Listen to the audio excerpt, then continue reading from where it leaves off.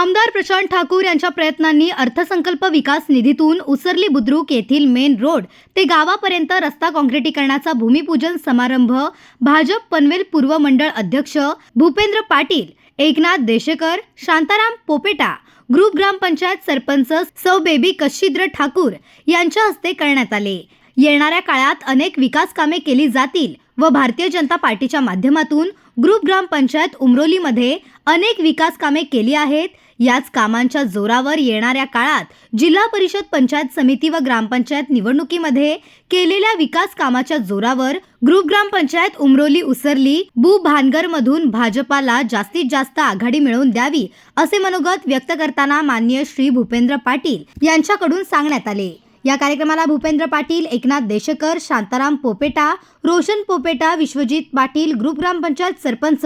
सौ बेबी कचिंद्र ठाकूर, ग्रामपंचायत सदस्या सौ रेश्मा दीपक पाटील, माननीय सरपंच श्री नितीन काठावले, माननीय उपसरपंच लहू ठाकूर,